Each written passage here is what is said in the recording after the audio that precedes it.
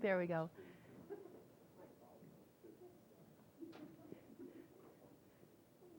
Where's Mike?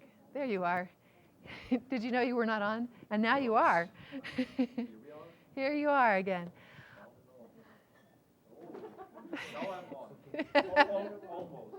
Almost. Okay, excellent. All right, so first I'd like to start with any examples that you'd like to share with redefine and or change frame that you thought were interesting, fun, useful, and effective, you'd like to share with the group. You're smiling. I'm smiling because any examples now, I can't remember. Oh, yeah, we were talking about how do you remember these later anyway?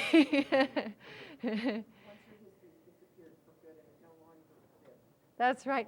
Well, and I'm the same way. Typically, when I'm doing language patterns, I'll remember some things about it, but don't ask me to quote it word for word. It's kind of gone.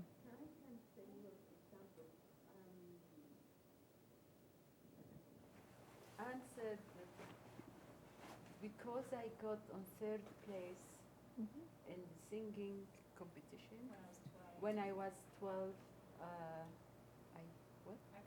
I cannot sing. Mm-hmm. So I said, wow, you are singing, and in a competition, that would be great. Even use the voice, Tamara, the way you did it before. Yeah, it's beautiful. wow, singing, I can sing, and singing in a competition with 400 people and be in the 3rd place, that's something. Excellent. Okay. So just to repeat for the people at home, so Anne was saying that because I was in a competition when I was 12 and only came in 3rd place out of 400 people. You didn't mention that? Yeah, since Oh. I came 3rd place in singing competition means that I cannot sing. Okay. Since I came in 3rd place in a singing competition when I was 12, it means I cannot sing.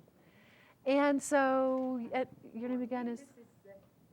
I asked her, you were singing in a competition, that would be a great thing. And even the 3rd, I don't know what we said. Yes. But really in this context. Wow. So she really went for it and said something along the lines of, wow, you were singing in a competition when you were, something along those lines.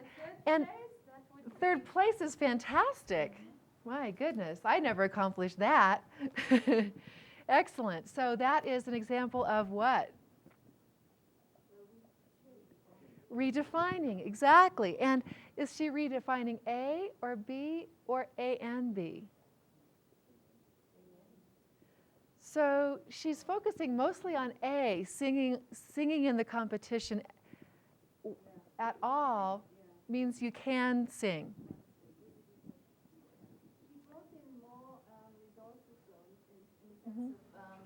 She was imagining and offering me this imagining of presenting this to 400 people or 4,000 people. Okay, so she brought in the 400 people that hadn't been in your representation that made it even more effective for you.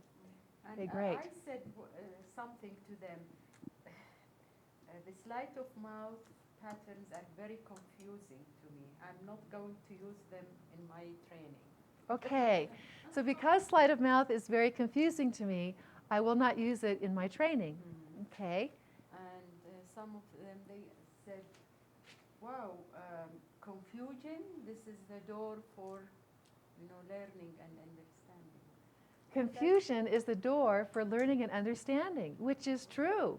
Yeah. If we never got confused, then we'd just be stuck with all of our old understandings, wouldn't we? It's part of the learning process. Excellent. So which one is that? Great. Again, it's a very useful redefine, isn't it? Okay. We also shifted your attention to the fact that because she's using these patterns unconsciously, so exquisitely unconsciously, that she's not yet aware of the categories that we're learning right now. And all she needs to do is to translate it into QAT, into a mother tongue, and recognize how exquisitely she can use it with her students. Great. So you're expanding the frame from your conscious understanding to also include unconscious learning. And so then having done that, then that can cause being able to have access to the patterns later. Great. So expanding the frame then with regards to conscious and unconscious learning. Terrific. Okay, other examples you'd like to share? Or not, one more. Okay, great. I stated because I'm native, I'm treated unequally. And so I think you said something like, because you are native, doesn't that mean that you are an individual and unique?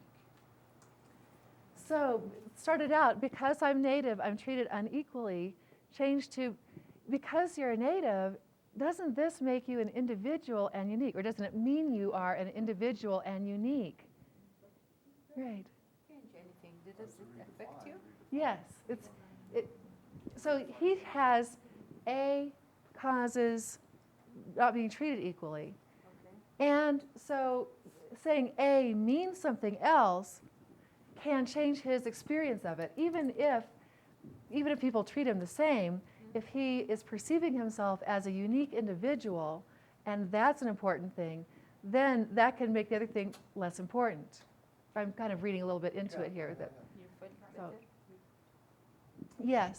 One of the ones I used was that I hear frequently is I can't exercise. I don't have time, so I can't exercise. I don't have time, so I can't exercise. What we got Okay. to that was really the best thing for me was that the time is a value. And that was really good. And he says, and so you value time, and then start talking about how you value yourself and your children and all that kind of put all those values together. And it was really, I had a lot of impact on me. I hope it will on my members. Excellent. So she started out with, I don't exercise because I don't have time. And they started out with, so time is one of your values. And in addition, your family is a value and your health is a value, right? And et cetera. So what pattern is this?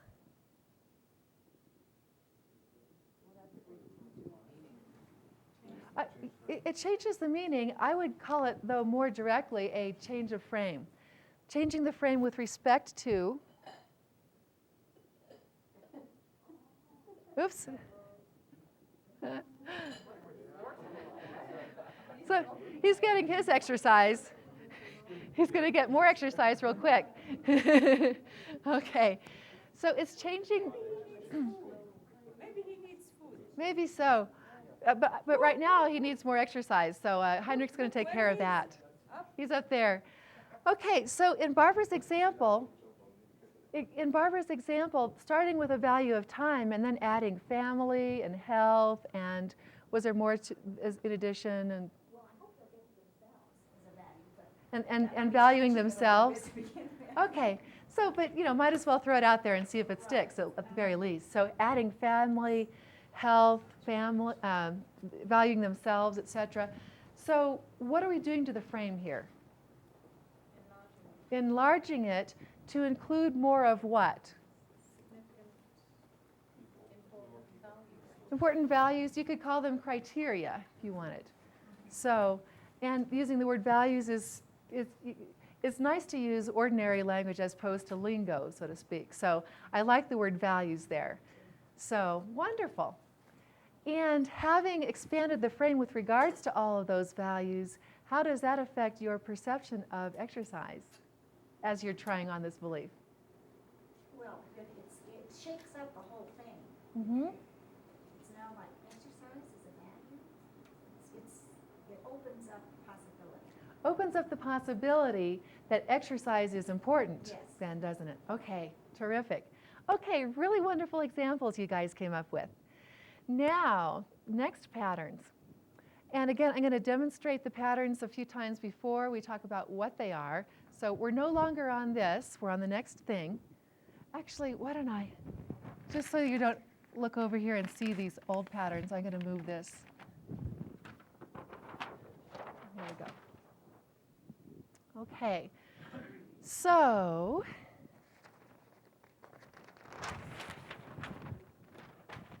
by the way, I included yours up here. I thought that was a nice one. since she had put it on the wall. Okay, so now to demonstrate these next patterns, somebody give me any limiting belief with an A and a B, and it can be one of these or one of your own, or one of somebody you know, somebody that you know. Stress causes you to lose your hair. Okay, you know, and I think that what is causing all of this stress is being so concerned about your appearance.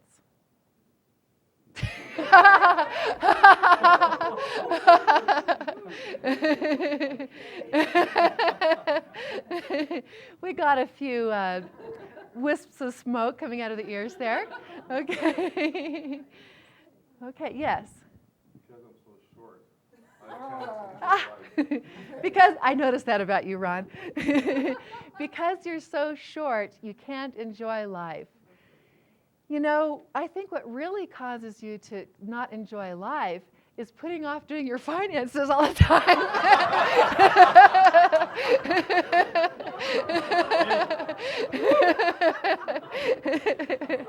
So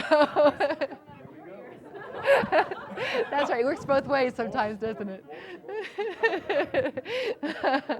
Okay, so another example, yes. Yeah. Because I focus on short-term survival, I lose track of developing long-term abundant living. Because you focus on short-term survival, I lose track of focusing on long-term abundant living. Now, you know, I think actually, Paul, what causes a diminishment of the long-term abundant living is just not including more with the short-term survival. Yep. Stated in the negative. So I could come up with a better way probably to state it, but so It's getting closer. yeah, so possibly what diminishes your long-term abundance, or what would give you more long-term abundance, let's say it this way, is including your short-term survival needs as well as things that give you more sense of meaning in your life. Right. Okay, so by the way, feel free to do what I just did. If you say it the first time and you don't like how it came out, which I didn't, then just feel free to go right back and say it again. So that's totally fair game. All right, now, so are you starting to notice a pattern in the examples that I'm giving? Let's do another one. So Paul, you know, it's possible that what has caused you to have this belief has been perhaps a time in your life when you really had to focus a lot on survival. Okay? All right, so notice I am expanding the frame, and I'm doing so in a very specific way to include a very specific piece of information or type of information that I'm adding to the belief. Okay, yeah, without describing what it is though, let me demonstrate it again until you're starting to nod your heads and go, okay, I'm noticing the pattern. All right, so somebody else give me a belief. I would like to eat healthier food, but it just tastes so terrible. Okay, so healthy food tasting terrible prevents you from eating healthier food. Just to do it in a more clear A and B so that we can track it. Okay, so, you know, I'm wondering if what causes the healthy food to taste terrible is the way in which it's prepared. Possibly. Okay. And what can cause you, Jean, to eat healthy food is being even more in touch with your desire to take care of your physical being. Okay, now that, you know, I'm getting more agreement there. And I can say also, so Jean, possibly what causes you to have this belief is that you ate some really awful healthy food at some point. Okay, so I'm applying it to the A, the B, and the whole A and B. So are you starting to recognize the pattern now? Okay, yeah, without describing what it is. Now I'm just noticing are you recognizing the pattern so far? Now let me give you an example so that you can have a chance to demonstrate it back. So I'll take, I can't make a difference around here in my company because management does not walk their talk.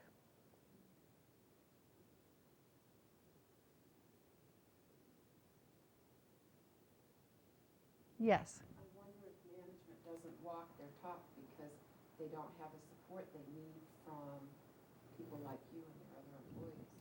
Excellent example. Excellent example. Yeah. And and she's doing a she's applying the pattern to management not walking their talk. Now, which is actually A. In this example, what we're saying is conclusion because evidence. So B because A, or rather cause. So excellent example. And what she's doing there is she's going for what happened earlier that caused this. She's going for a prior cause of either A, B, or the whole thing. That's the pattern. Now, to give you an idea of how this can be effective, I'd like for you all to just imagine now that you are riding on a bus or train or some form of public transportation, and you're standing up and holding onto one of those poles or something that you have to hold onto in order to stay upright, right? And as you're standing here, it's kind of a crowded vehicle, you feel somebody nudging you from behind. And so you just kind of let that go. Then a little while later, it happens again. Somebody's bumping you. And then pretty soon, somebody's bumping you again. You might find yourself noticing your response to this. Now, imagine that you are turning around and discovering that behind you is a man who is holding a white cane. Does this change your response? Does it change what the whole situation means to you? Okay, there's an example where finding out what is the cause of the experience then changes what the experience means and how you respond to it. Okay, that's what we're going for with prior cause. An example from my life would be, in the past in particular, I at times have been kind of critical in thinking about my parents. Because believe it or not, my parents were not perfect. Of all the nerve. And of course, in particular, being a woman, it's easy for me to look at my mom. And of course, I recognize patterns of hers that I've learned too, and so they bother me in particular. And at the same time, as I've learned more about her upbringing and what happened, things that happened to her as a child that were just really horrendous compared to anything I had to deal with when I was a child.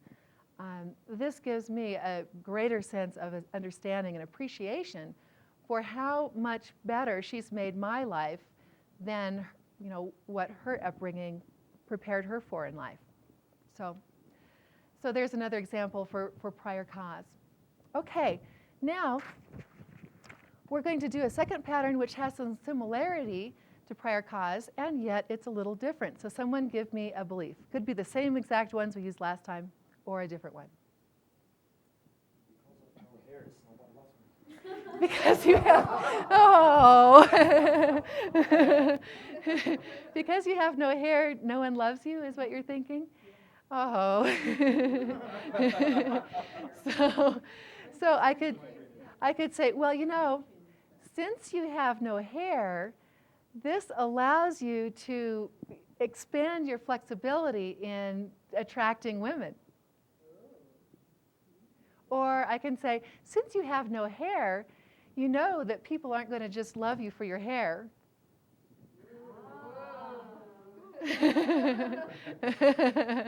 And I can also say, I think maybe I should leave it on that note. So this next one, just don't associate into it. It's going to be a fun one. But, since no one loves you, you have the chance to start over and make exactly the friends you want.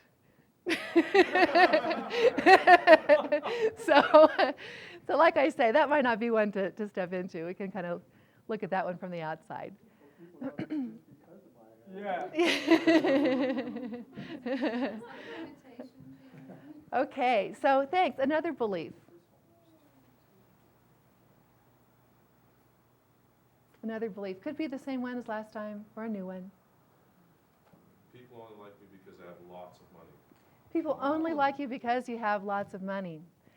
Well,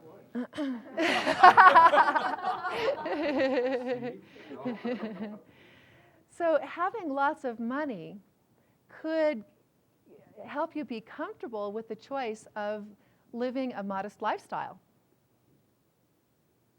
Not really. So people liking you can give you then the opportunity for keeping those relationships while you expand on having new ones too. Okay? And having this belief that people only like you because you have lots of money might stop you from really going out and making new friends in the way that you want. Okay, so there I'm going for, possibly motivation in changing the belief if he's not already motivated to do so. Okay, so you notice how it's similar to the last one and yet different, right? Anybody starting, without naming it or describing it, anybody starting to sense what the pattern is and how it's different from last time? Okay, I see a few nods. One more belief from you. Because I don't have a degree, I don't get the recognition as somebody else who does. Because you don't have a degree, your belief is that causes you not to get the recognition of someone who does. So not having a degree, I'll bet, has allowed you to learn things by experience rather than it all being book learning. And I could say, not having gotten recognition just from degrees and paper credentials has probably motivated you to work harder and learn more than some of the people who have degrees. Okay? So to A, to B, let's see if I can get an A and B here. So having this belief that, that you're somehow limited by not having a degree may limit your choices somehow in terms of not going for opportunities that you're already perfectly able to go for.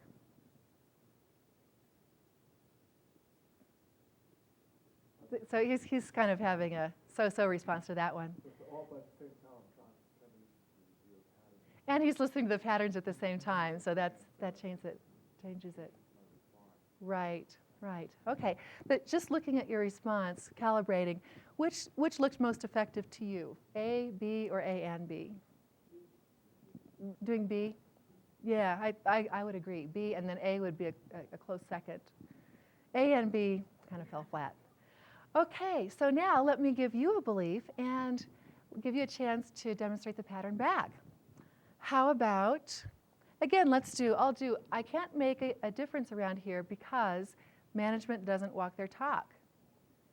How would you like to apply this pattern to this same belief that I gave you last time? I can't make a difference around here because management doesn't walk their talk.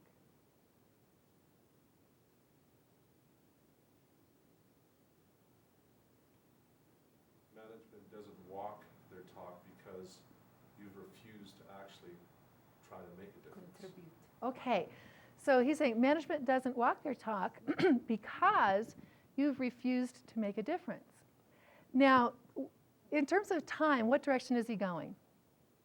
He's going to the past. So he's getting the prior cause, just last time.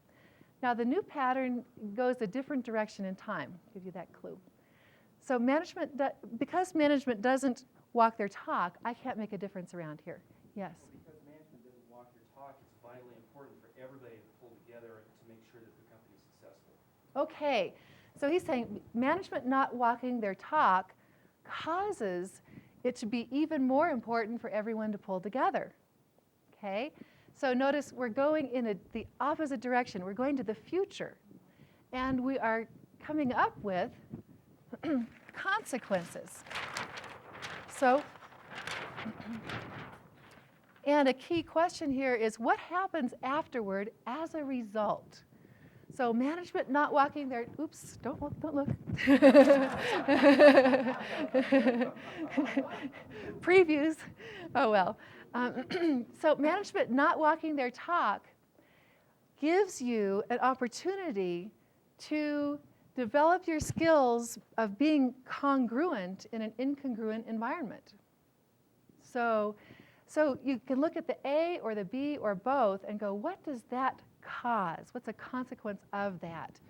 Your not making a difference causes you to be limited in how far you will advance in the company.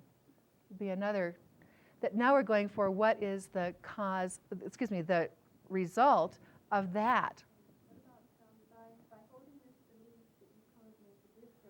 By holding this belief, so we're going for the whole A and B now. By holding this belief that you can't make the difference, you're denying management the opportunity to change the way they do things. You're denying management an opportunity to change the way they do things. So again, we go and walk their talk and all that. So we're going, because you have this whole belief, this results in something out here. You're denying them this opportunity. Okay, so now the last pattern again is somewhat related to these two, and yet it's also a little different. Yes? Could I try one just to get some feedback? Sure. Okay. So, because management does not walk their talk, can you think of the resources this opens for you to expand your capabilities? Yes, that's definitely a member of this category. So because management doesn't walk their talk, this opens up or expands the opportunities for you to develop your capabilities. So you start with something that they said, and then you come up with a consequence for that. Excellent. Okay, now the next set of patterns. So somebody give me a belief, and we'll do something a little different with it. Stress causes your hair to fall out. Well, I'm wondering if your intent in creating for yourself a stressful lifestyle is wanting to maximize all of the potential experiences that you have in life. Yeah, so, right? Because I don't really know. Obviously, I'm just kind of guessing here. So your hair's intent in falling out is blah, blah, blah, blah, blah. That would be another way to go, which is kind of silly in this example, maybe. Now, your intent in having this belief might be to, what would you say? What would be an intent behind having this belief? Yes? Live an easy, relaxed life. To live an easier, relaxed life. Okay, she's nodding more to this one. So, Ron, you got a good one there. So, excellent. Now, this one, obviously, you've had before in NLP. Intent, what was intended. And, of course, it's perfectly fine to also just demonstrate it, just to ask her. So, Anne, what is your intent in having this belief?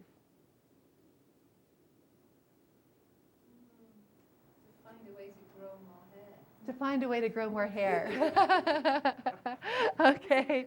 Noticing this is a way of. Okay.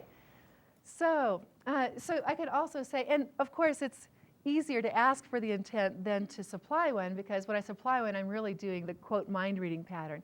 So whenever I'm doing any kind of mind reading, I want to be cautious about it and notice the response. If I'm dealing with somebody who is very malleable, then I'm especially cautious. If I think that suggesting something is they're going to just take that on, even if it wasn't true to begin with. So, but sometimes it's useful to suggest a possibility to someone as a way to consider, oh, well, maybe there is an intent there. Doing it metaphorically can be a useful means of doing so. I knew someone who had a stressful life, and his intent in creating that was to have a full and rich life. So this time Anne is nodding. Whether she takes it on and says, oh, I recognize that in myself or not, it's not going to offend her by mind reading her incorrectly if I do it in the form of a metaphor. Okay, so, and again, with all of these patterns, we can go for A, B, A, and B. Would you like a visual representation of these patterns and how they relate to each other? Okay, it's really pretty simple, fortunately. So to start with, we have an event, and this event is an A equals B or an A causes B. And prior cause is what happened beforehand that caused that, caused either that or all of it. That's prior cause. Consequence is what happens afterwards as a result. So we're just going in the other direction with that. Now, what about intent? Where is intent in terms of time? Surrounds it. In what way? Well, it's there with it. It's the underlying motivation for the whole thing. It's an underlying motivation with it. The way that I think about it, and Ron, you're correct. What did you say?